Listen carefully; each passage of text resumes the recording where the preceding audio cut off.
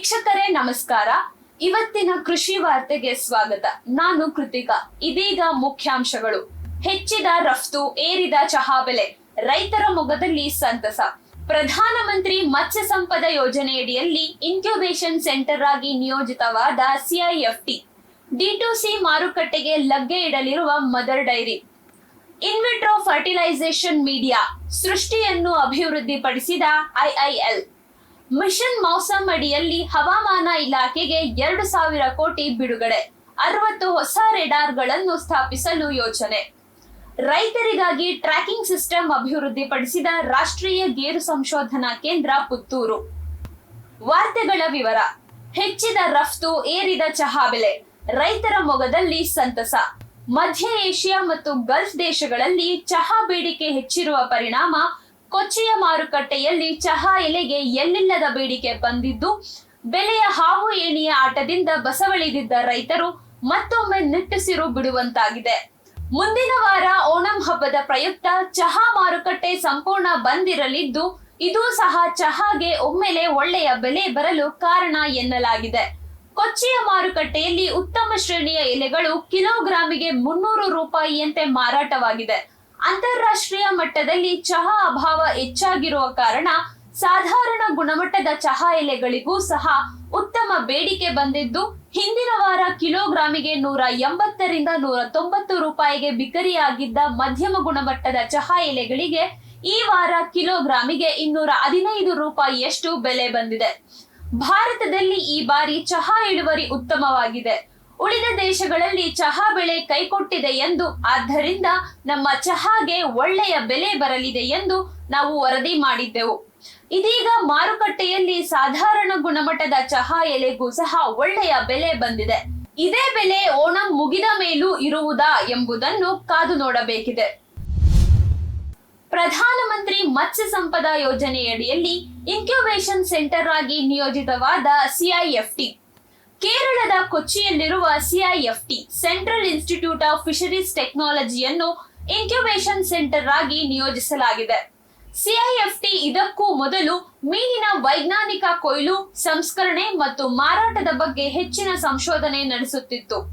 ಇದೀಗ incubation centre ಆಗಿ ನಿಯೋಜಿತವಾದ ಮೇಲೆ ಸಿಐಎಫ್ಟಿ ಮೀನುಗಾರಿಕೆಯಲ್ಲಿ ಹೊಸ ಸ್ಟಾರ್ಟ್ಅಪ್ಗಳನ್ನು ಮಾಡುವವರಿಗೆ, ಉದ್ದಿಮೆದಾರರಿಗೆ ಮತ್ತು ಮಹಿಳೆಯರಿಗೆ ಹೆಚ್ಚಿನ ಪ್ರೋತ್ಸಾಹ ನೀಡಲಿದ್ದು, ಮೀನುಗಾರಿಕೆಯಲ್ಲಿ ಹೊಸ ತಂತ್ರಜ್ಞಾನಗಳನ್ನು ತರಲು ಹೊರಟಿರುವ ಕಂಪನಿಗಳಿಗೆ ಸಿಐಎಫ್ಟಿ ಇನ್ಕ್ಯುಬೇಷನ್ ಸೆಂಟರ್ ರಿಂದ ಹಣಕಾಸು ನೆರವು, ಸಾಲದ ವ್ಯವಸ್ಥೆ, ತಂತ್ರಜ್ಞಾನದ ಬಗ್ಗೆ ಮಾಹಿತಿಯಂತ ಹಲವಾರು ಸವಲತ್ತುಗಳು ಸಿಗಲಿವೆ. ಡಿ2ಸಿ ಮಾರುಕಟ್ಟೆಗೆ ಲಗ್ಗೆ ಇಡಲಿರುವ ಮದರ್ ಡೈರಿ. ಹಾಲು ಮತ್ತು ಹಾಲಿನ ಉತ್ಪನ್ನಗಳಿಗೆ ಗ್ರಾಹಕರ ನಡುವೆ ಪ್ರಸಿದ್ಧವಾಗಿರುವ ಮದರ್ ಡೈರಿ ಬದಲಾಗುತ್ತಿರುವ ಮಾರುಕಟ್ಟೆಗೆ ಒಗ್ಗಿಕೊಳ್ಳಲು ನಿರ್ಧರಿಸಿದ್ದು, ತನ್ನೆಲ್ಲಾ ಪ್ರಾಡಕ್ಟ್ಗಳನ್ನು ಆನ್ಲೈನ್ ಮಾರುಕಟ್ಟೆಯಲ್ಲಿ ಮಾರಲು ಶುರು ಮಾಡಿದೆ. ಇದುವರೆಗೂ ಕೇವಲ ತನ್ನ ಫ್ರಾಂಚೈಸಿಗಳ ಮೂಲಕ ಗ್ರಾಹಕರಿಗೆ ಹಾಲು ಮತ್ತು ಹಾಲಿನ ಉತ್ಪನ್ನಗಳನ್ನು ತಲುಪಿಸುತ್ತಿದ್ದ ಮದರ್ ಡೈರಿ ಇದೀಗ ಡಿ2ಸಿ ಡೈರೆಕ್ಟ್ ಟು ಕಸ್ಟಮರ್ ಮಾರುಕಟ್ಟೆಗೆ ಲಗ್ಗೆ ಇಡಲಿದೆ. 2023-24 ಹಣಕಾಸಿನ ವರ್ಷದಲ್ಲಿ ಮದರ್ ಡೈರಿ ಬರೋಬ್ಬರಿ 15,000 ಕೋಟಿ ರೂಪಾಯಿ ವ್ಯವಹಾರ ಮಾಡಿದ್ದು, 2024-25 ಹಣಕಾಸು ವರ್ಷದಲ್ಲಿ ತನ್ನ ವಹಿವಾಟನ್ನು 17,000 ಕೋಟಿ ರೂಪಾಯಿಗೆ ಏರಿಸುವ ಗುರಿಯನ್ನು ಹೊಂದಿದೆ.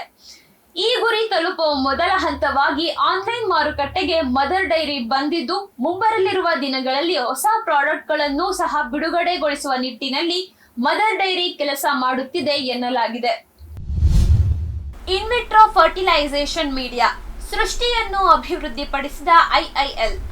ವ್ಯಾಕ್ಸಿನ್ ತಯಾರಿಕೆಯಲ್ಲಿ ಮುಂಚೂಣಿಯಲ್ಲಿರುವ ಐಐಎಲ್, ಇಂಡಿಯನ್ ಇಮ್ಯುನೊಲಾಜಿಕ್ಸ್, ರಾಷ್ಟ್ರೀಯ ಡೈರಿ ಅಭಿವೃದ್ಧಿ ಮಂಡಳಿ ಎನ್ಡಿಡಿಬಿ ಅವರ ಸಹಯೋಗದಿಂದ ಮೊಟ್ಟ ಮೊದಲ ಬಾರಿಗೆ ಸ್ಥಳೀಯವಾಗಿ ತಯಾರಿಸಿದ ಇನ್ವಿಟ್ರೋ ಫರ್ಟಿಲೈಸೇಷನ್ ಮೀಡಿಯಾವನ್ನು ಅಭಿವೃದ್ಧಿಪಡಿಸಿದೆ.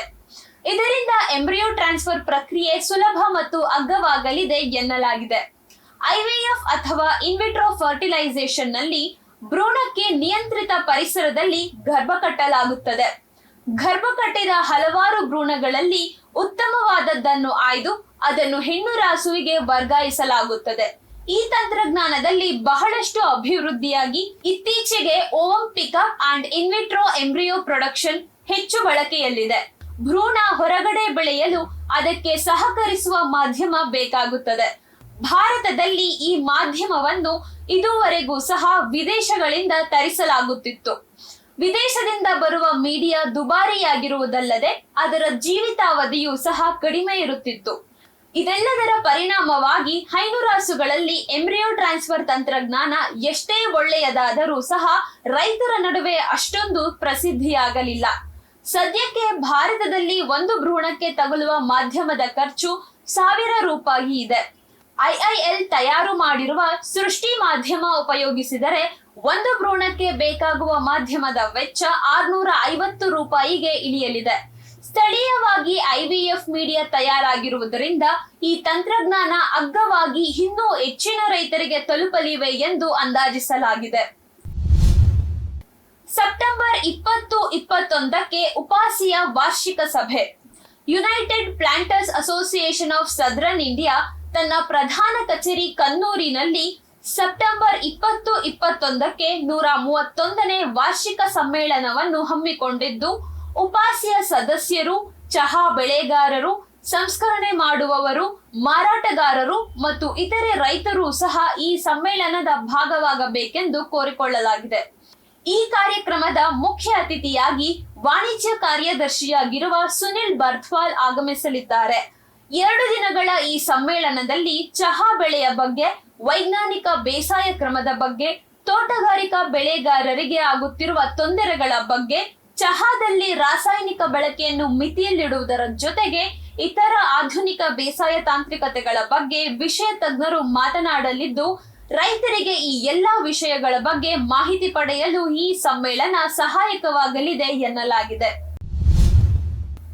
ಮಿಷನ್ ಮೌಸಮ್ ಅಡಿಯಲ್ಲಿ ಹವಾಮಾನ ಇಲಾಖೆಗೆ 2,000 ಕೋಟಿ ಬಿಡುಗಡೆ. 60 ಹೊಸ ರೇಡಾರ್ಗಳನ್ನು ಸ್ಥಾಪಿಸಲು ಯೋಚನೆ. ಭಾರತದಲ್ಲಿ ಹವಾಮಾನ ಮುನ್ಸೂಚನೆ, ಅರ್ತ್ ಸಿಸ್ಟಮ್ ಅಬ್ಸರ್ವೇಷನ್ಗಳನ್ನು ಇನ್ನೂ ಕರಾರುವಕ್ಕಾಗಿಸುವ ನಿಟ್ಟಿನಲ್ಲಿ ಕೇಂದ್ರ ಸರ್ಕಾರ ಮಿಷನ್ ಮೌಸಮ್ ಅನ್ನು ಶುರು ಮಾಡಿದೆ. ಮಿಷನ್ ಮೌಸಮ್ ಅಡಿಯಲ್ಲಿ ಭಾರತೀಯ ಹವಾಮಾನ ಇಲಾಖೆಗೆ ಸಹಕಾರಿಯಾಗಲೆಂದು ಭೂ ವಿಜ್ಞಾನ ಸಚಿವಾಲಯಕ್ಕೆ 2,000 ಕೋಟಿ ರೂಪಾಯಿ ಹಣವನ್ನು ಮಂಜೂರು ಮಾಡಲಾಗಿದೆ. ಮಿಷನ್ ಮೌಸಮ್ನ ಮೊದಲ ಮೈಲಿಗಲ್ಲಾಗಿ ಮಾರ್ಚ್ 2026ರ ಒಳಗೆ 60 ಹೊಸ ರೇಡಾರ್ಗಳನ್ನು ಸ್ಥಾಪಿಸಲು ನಿರ್ಧರಿಸಲಾಗಿದೆ.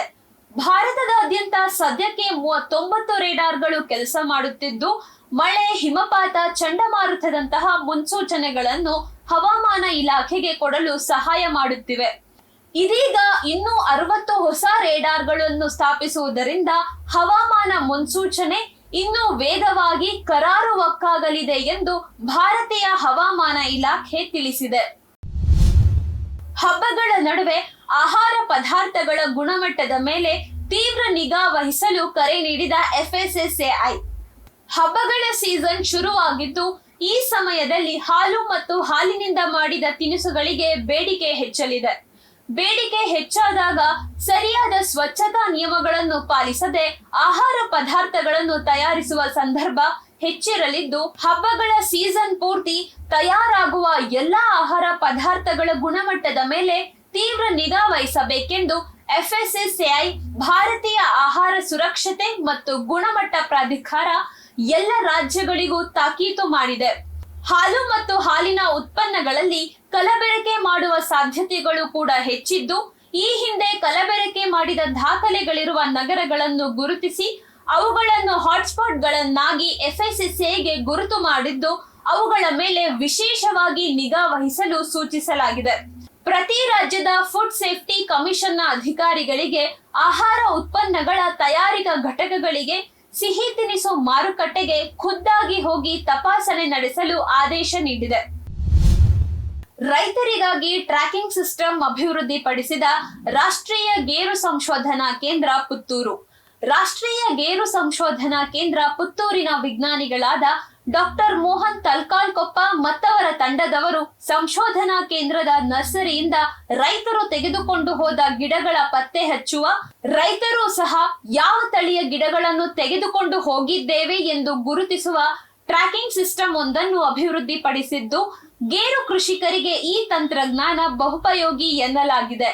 ರಾಷ್ಟ್ರೀಯ ಗೇರು ಸಂಶೋಧನಾ ಕೇಂದ್ರದ ನರ್ಸರಿಯಿಂದ ರೈತರು ಗೋಡಂಬಿ ಗಿಡಗಳನ್ನು ತೆಗೆದುಕೊಂಡರೆ ಬಿಲ್ ನಲ್ಲಿ QR ಕೋಡ್ ಬರುತ್ತದೆ. ಆ QR ಕೋಡ್ ಅನ್ನು ರೈತರು ಸ್ಕ್ಯಾನ್ ಮಾಡಿ ತಾವು ತೆಗೆದುಕೊಂಡು ಹೋದ ಗಿಡದ ತಳಿಯ ಬಗ್ಗೆ, ಅದನ್ನು ನೆಡುವ ಬಗ್ಗೆ, ಬೇಸಾಯ ತಾಂತ್ರಿಕತೆಗಳ ಬಗ್ಗೆ ತಿಳಿದುಕೊಳ್ಳಬಹುದು. ಅಷ್ಟೇ ಅಲ್ಲದೆ ನರ್ಸರಿಯವರು ಸಹ ಎಷ್ಟು ಗಿಡಗಳು ಎಲ್ಲಿ ಹೋಗಿವೆ ಎನ್ನುವ ಮಾಹಿತಿಯನ್ನು ಕ್ರೋಢೀಕರಿಸಿ ಇಡಬಹುದು. ಮುಂದೊಮ್ಮೆ ಕರ್ನಾಟಕದಲ್ಲಿ ಎಷ್ಟು ಎಕರೆ ಜಾಗದಲ್ಲಿ ಹೊಸದಾಗಿ ರೈತರು ಗೋಡಂಬಿ ತೋಟ ಮಾಡಿದ್ದಾರೆ, ಅವರು ಎಷ್ಟು ಅಂತರ ನೀಡಿದ್ದಾರೆ ಮತ್ತು ಅವರ ತೋಟದಲ್ಲಿ ಎಷ್ಟು ಮರಗಳು ಬದುಕಿವೆ ಎನ್ನುವಂತಹ ಮಾಹಿತಿ ಕಲೆ ಹಾಕಲು ಈ ಟ್ರ್ಯಾಕಿಂಗ್ ಸಿಸ್ಟಮ್ ಸಹಾಯ ಮಾಡುತ್ತದೆ ಎನ್ನಲಾಗಿದೆ.